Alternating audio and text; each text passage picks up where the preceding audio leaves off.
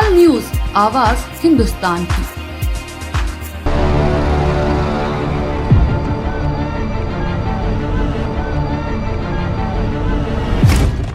दिनेश लाल यादव निरहुआ ने बताई आजमगढ़ से हार की वजह, बोले बहकावे में आ गई जनता, 5 साल बाद पूछेगी सवाल।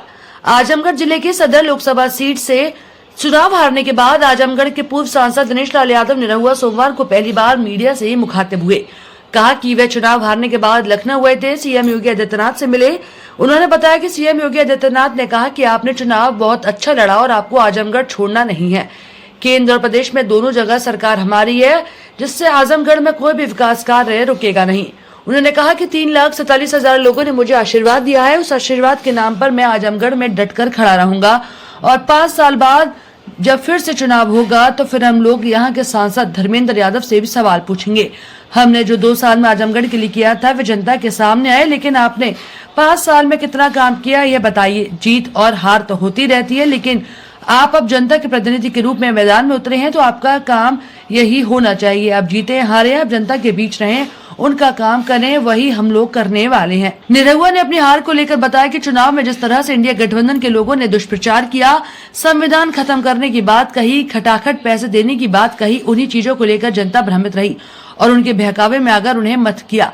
लेकिन इसके बाद भी प्रधानमंत्री मोदी ही बने, यह अपने आप में एक बहुत बड़ी जीत है। आने वाले समय में क्या दोबारा चुनाव होगा, पब्लिक इनसे पूछेगी कि आखिर क्या हुआ उनके चुनावी वादों का, तब उनके पास जवाब नहीं होगा, तब यही जीते प्रत्याशी चुनाव हारेंगे। बहुत अच्छी मुलाकात रही और महाराज जी ने बहुत आशीर्वाद दिया और उन्होंने कहा कि बहुत अच्छा आप लड़े चुनाव, बस आपको आजमगढ़ छोड़ना नहीं है। और ये बात पहले भी मैं कहता था कि मैं जीतूं या हारूं, आजमगढ़ की जिम्मेदारी अगर मुझे दे दी है पार्टी ने कार्यकर्ता के रूप में तो मैं छोड़ने वाला नहीं। मैं यहाँ रह के और जो भी विकास कार्य है उसको आगे बढ़ाएंगे, क्योंकि देखिए केंद्र में भी हमारी सरकार बन गई और प्रदेश में हमारी सरकार है ही, तो आप देखेंगे कि आजमगढ़ का कोई कार्य रुकेगा नहीं। ये महाराज जी ने भी हमें कहा कि आप वहां रहिए, रह के अपना भी काम करिए, वहां अपनी शूटिंग करिए, अपनी फिल्में बनाइए, लेकिन आजमगढ़ का कोई काम न रुके इसकी भी चिंता आप ही को करनी है, क्योंकि भले जीत गए हैं धर्मेंद्र जी, पर आजमगढ़ के काम करने वाले सांसद आप ही हैं।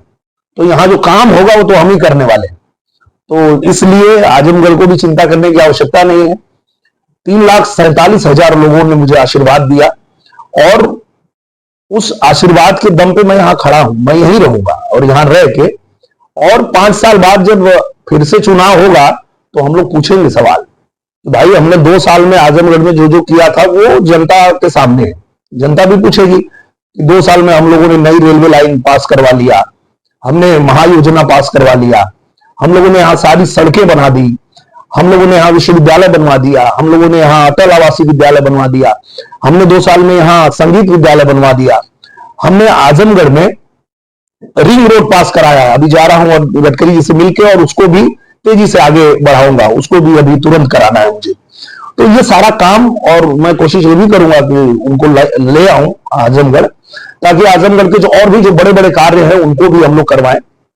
तो ये जीत और हार ये तो होती रहती है, पर जब आप जनता के प्रतिनिधि के रूप में उतरे हैं, आप चुनाव लड़े हैं, तो आपका काम यही होना चाहिए कि आप जीते या हारे जनता के बीच में रहें, उनका काम करें, और वही हम लोग करने वाले हैं और यही हम लोगों को सिखाया भी गया है और यही भारतीय जनता पार्टी का हर कार्यकर्ता करता है, चाहे वो जीते या हारे, वो जनता के बीच रहकर जनता का काम करता है और वही हम लोग कर रहे हैं। धर्मेंद्र यादव जब जिस दिन चुनाव जीते थे उन्होंने एक बाइट दी थी मीडिया को, उसमें कहा था कि मैं दिनेश लाल यादव के उज्जवल भविष्य की कामना करता हूँ, वो तो गलती से राजनीति में फंस गए। आज इत्तेफाक से आप सामने बैठे हैं, तो अब उनको क्या मैसेज आप अपनी तरफ से देना चाहेंगे?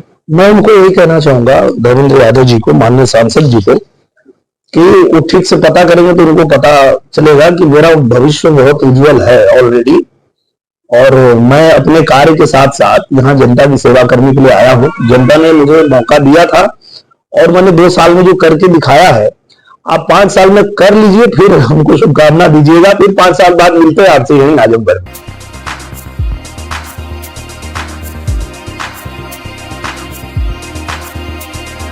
तत्काल न्यूज, आवाज हिंदुस्तान की।